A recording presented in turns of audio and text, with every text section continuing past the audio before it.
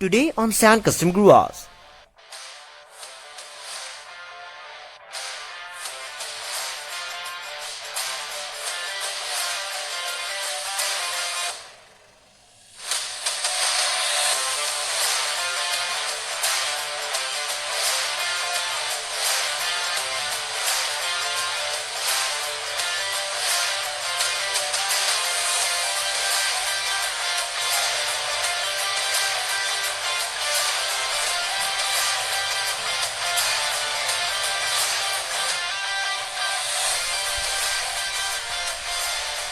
Hello guys, welcome back to san custom Gujarat once again.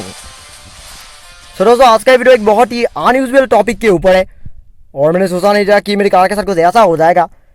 बस आज सुबह मेरी कार का एक बहुत ही बुरा एक्सीडेंट हो गया, जिसमें कार की जो राइट साइड की जो फ्रंट फेंडर है वो पूरी तरह से डैमेज हो गया। सामने की बम्पर भी टूट गया, यहाँ तक कि हुड भी थोड़ा सा वेल डिस्प्लेस हो गया। ऐसे बहुत से ऐसे प्रॉब्लम हो गया जो कि बस आज सुबह ही हुआ है। बोलिए एक्सीडेंट कैसे हुआ उसका रीज़न मैं आप लोगों को अच्छी तरह से बाद में समझा दूंगा, लेकिन डैमेज काफ़ी सेवरल हुआ है और इवन मैंने सोचा नहीं था कि मेरी कार के साथ कुछ ऐसा हो जाएगा। ये वो वाकई में अनएक्सपेक्टेड है। अगर आप लोगों ने कम्युनिटी पोस्ट से किया है तो आप लोगों को वहाँ पर एक पोस्ट ऑलरेडी देखने को मिलेगा, क्योंकि इस वीडियो को अपलोड करने से पहले मैंने पोस्ट ही दिया था। उस पोस्ट को देखकर आप लोग समझ सकते हैं कि फिलहाल मेरी कार कैसी हालात में है। वेल डैमेज उतना सीरियस नहीं है पर इतना माइल्ड भी नहीं है, क्योंकि फिलहाल मेरी कार में काफ़ी रिपेयरिंग की ज़रूरत है। सबसे पहले मैं आपको कार दिखाना चाहूँगा और फिलहाल मैं आपको ये दिखा देता हूँ कि फ़िलहाल कार कैसी कंडीशन में है। हाँ, ये रही मेरी कार जिसकी मैं बात कर रहा था। वेल अगर आप कार के फ्रंट को देखें तो आप ये खुद अंदाजा लगा सकते हैं कि एक्सीडेंट कितनी बुरी तरह से हुआ है। सामने की राइट साइड की फेंडर जो कि पूरी तरह से अंदर की तरफ घुस गया है और यहाँ तक कि सामने की जो हेडलाइट है ये भी अंदर से टूट गया है। भले भी बाहर से ठीक लग रही है, लेकिन हेडलाइट के अंदर की क्लैम्प्स टूट गई है। तो बेसिकली अभी से रिप्लेस करने के वाला हमारे पास और कोई सहारा नहीं है। और अगर कार के हुड की बात करें तो यह हुड भी अपने लाइन से थोड़ा सा बाहर हो गया। यहाँ आप लोगों को गैप देखने को मिलेगा। और यहाँ तक कि अगर आप इस हिस्से की बात करें तो इस हिस्से में हुड आप देख सकते हैं कि आपने लाइन से काफ़ी बाहर उठ गया है। और वैसा इसीलिए हुआ है कि उस तरफ की फेंडर वैसे भी जाम हो गया है, जिसकी वजह से अब हुड भी ओपन नहीं हो सकता। हुड भी अब पूरी तरह से स्टक हो गया है बॉडी के अंदर। हालांकि अगर कार के रियर एंड की बात करें तो रियर में कोई प्रॉब्लम नहीं है। वैसे भी एक्सीडेंट साइड से ही हुआ है, सो इसीलिए पीछे के हिस्से और बाकी जो कुछ भी चीज़ें उनमें कोई प्रॉब्लम नहीं हुआ है। लेकिन अगर आप इस तरफ से देखें तो आप ये खुद अंदाजा लगा सकते हैं कि सामने की फेंडर इस एंगल से कितनी बुरी तरह से अंदर की तरफ घुसा हुआ नजर आ रहा है। ये रही वो बम्पर जो कि वेल मेरे कार में फिट था। वेल एक्सीडेंट के बाकी ये बम्पर पूरी तरह से कार से डिटेस्ट हो गया, यानी कि पूरी तरह से कार से अलग हो गया और एक तरफ जाकर गिरा। और यहाँ ये बम्पर साइड से बड़ी बुरी तरह से टूट गया है, जिसकी वजह से अब इस बम्पर को फिर से कार में यूज़ नहीं किया जा सकता और इसे मुझे फिर से रिप्लेस करना होगा और फिर से रीपेंट ही करना होगा।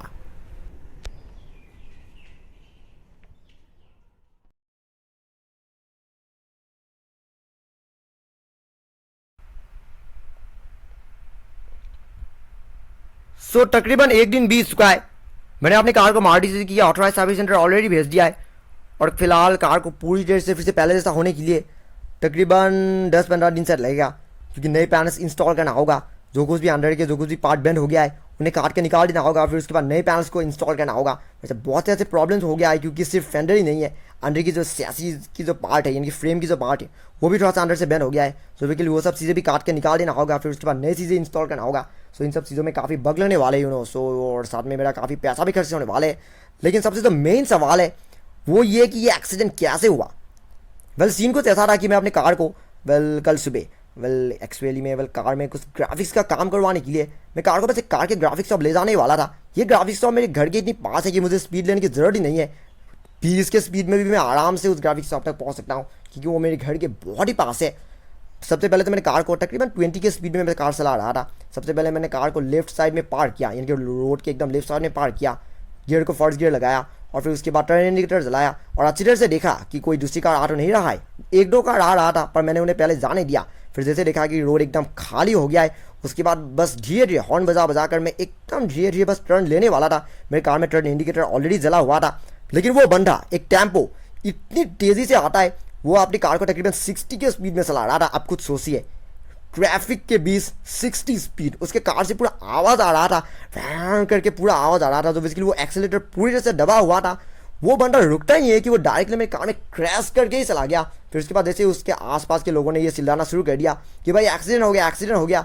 लेकिन क्योंकि उसका टेम्पो पूरी तरह से दूसरे लोगों से भरा हुआ था, सो इसलिए उसने मुझे ब्लैकमेल करना शुरू कर दिया। जैसे ही वो रुक गया उसने मुझसे ब्लैकमेल करना शुरू कर दिया कि भाई ये कर दूंगा वो कर दूंगा, अब तो आप दोस्त अपने ऊपर लगा दे, इस तरह के कुछ अलग अलग इस तरह के मतलब ब्लैकमेल करना शुरू कर दिया। और क्योंकि मेरे साथ कार में कोई भी नहीं था, मैं अकेला था, तो उसने मुझे ब्लैकमेल किया और उल्टा मुझसे ही पैसा ले लिया। आप खुद सोचिए, उसके टेम्पो को कुछ भी नहीं हुआ है क्योंकि वो बस घिस के चला गया, लेकिन जो फोर्स है वो मेरे कार में लगा है और इसके बाद सीधे मेरी कार का ये हालत हो गया है। लेकिन उस बंदे ने वो करके मुझसे तकरीबन 1500 रुपये ले लिया और फिर उसके बाद वो वहाँ से तुरंत भाग गया क्योंकि वो जानता है कि दोस्त उसका है। पर उसने बल मुझसे ब्लैकमेल करके मुझसे पैसा लेकर एकदम तुरंत भाग गया।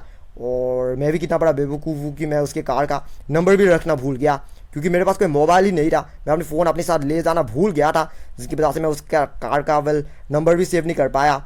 और एग्जैक्ट जो टाइम था कि जब एक्सीडेंट हुआ था वो टाइम भी मैं अच्छी तरह से याद नहीं कर पाया। लेकिन वो सुबह के तकरीबन 12 बजे शायद हुआ था, 12 बजे हुआ था या फिर उससे पहले हुआ था, मुझे पता नहीं कब हुआ था, लेकिन एकदम सुबह ही हुआ था। लेकिन नंबर ना रखने की वजह से अब मैं ये नहीं कह सकता कि वो टेम्पो कहाँ से आया था, किसके नाम पे रजिस्टर्ड है, अब ये से मैं नहीं कह सकता। दोस्त पूरी तरह से उसी के ऊपर है क्योंकि वो रोड में अबाउट 60 के स्पीड में कार चला रहा था। 60 है या कितना है मुझे नहीं पता, लेकिन वो बहुत तेज़ी से चला रहा था क्योंकि उसके कार से पूरा आवाज़ आ रहा था क्योंकि वो एक्सीलेटर मोस्ट लाइकली पूरा दबा हुआ था। और जब वो देख रहा है कि मैं अपनी कार को टर्न देने वाला, उसका स्पीड कम करना चाहिए था, पर वो बंदा स्पीड कम करने के लिए तैयार ही नहीं था, पूरा साइड काटने की कोशिश किया था, जिसके चक्कर में उसका कार में कुछ भी नहीं हुआ है, पर मेरी कार में बहुत ही हैवी डैमेज हो गया है। सो अब जो मेन चीज़ है वो ये है कि कार को रिपेयर होने में कितना वक्त लगेगा। अभी जो मैंने कहा कि ये सब पेंटिंग वगैरह जो कुछ भी अंडर के पैनल्स वगैरह रिप्लेस करने का काम है, तो इन सब चीज़ों पर तकरीबन 10 से 15 दिन लगेगा। और इसकी वजह से आप मेरी कार को काफ़ी समय तक सर्विस सेंटर में फिर से रोकना होगा। और जो मेरी कार में जो इंटीरियर का काम जो होने वाला था, अब वो सब भी और कुछ दिनों के लिए रुक जाएगा क्योंकि मेरा जो प्लान था वो सारे प्लान बर्बाद हो गया है। एक ही दिन में मेरे सारे प्लान चेंज हो गया और अब मेरी कार में हैवी डैमेज हो गया है और इन सब चीज़ों को ठीक करने में काफ़ी बग भी लगेगा। लेकिन खैर जो भी हो, थैंकफुली कार के इंजन में कोई प्रॉब्लम नहीं हुआ है क्योंकि आमतौर पे ऐसे एक्सीडेंट के बाद कार के व्हील्स वगैरह बेंड हो जाता है, अंदर के इंजन में भी थोड़ी बहुत माइनर डैमेज हो जाता है। पर थैंकफुली मेरी कार में वैसा कुछ भी नहीं हुआ है।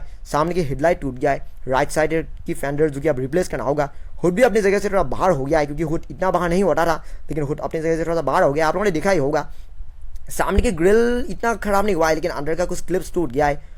और जो लेफ्ट साइड की जो हेडलाइट है वो ठीक है, उसमें तो इसने मुझे उसे रिप्लेस करने की जरूरत नहीं है, लेकिन जो फ्रंट बम्पर है वो भी टूट गया है। तो बेसिकली मुझे फ्रंट बम्पर को भी फिर से रिप्लेस करना होगा और इसे फिर से रीपेंट करना होगा क्योंकि 800 की बम्पर्स वैसे भी ओरिजिनली ब्लैक कलर की आता है, तो उसे फिर से बॉडी कलर करने में मुझे फिर से और एक्स्ट्रा पैसा खर्च करना होगा। सो एक ही दिन में मेरा अब और काफ़ी पैसा खर्च होने वाले है। कितना खर्च होगा वो मैं एक्जैक्टली नहीं कह सकता, लेकिन आई थिंक 15,000 तो शायद खर्च होगा क्योंकि ये सब मैं ऑथराइज सर्विस सेंटर से करवाने वाला हूँ। तो ऑथराइज सर्विस सेंटर से जब ऐसे काम करवाते हैं तो पैसा काफ़ी ज़्यादा होता है। लेकिन जो भी हो, मुझे अपनी कार को फिर से एकदम परफेक्ट कंडीशन में चाहिए। कार पहले जैसा था एक्जैक्टली वैसे ही शेप में चाहिए, तो इसलिए मैं कार को सर्विस सेंटर ही ले गया। और लेकिन आप इस बार को आप भी ज़्यादा सीरियसली मत लीजिए क्योंकि और कुछ दिनों में मेरी कार पूरी से ठीक हो जाएगा और फिर से पहले जैसा ही हो जाएगा जैसा कि एक्सीडेंट से पहले हुआ करता था। तो चलिए गाइस, आज के लिए बस इतना ही। फिर मुलाकात की मेरी एक और नई वीडियो में, जिसमें मैं आप लोगों को ऐसे ही और भी कमाल की कस्टमाइज की गई और मेरी खुद के तैयार की गई स्किल मॉडल कार्स दिखाने की कोशिश करूँगा। लेकिन तब तक अगर आपको आज का ये वीडियो पसंद आया, don't forget to like, comment, share and subscribe to my channel. Also click the bell icon so you will get notifications of every new video. And thank you very much for watching my video. Have a nice day.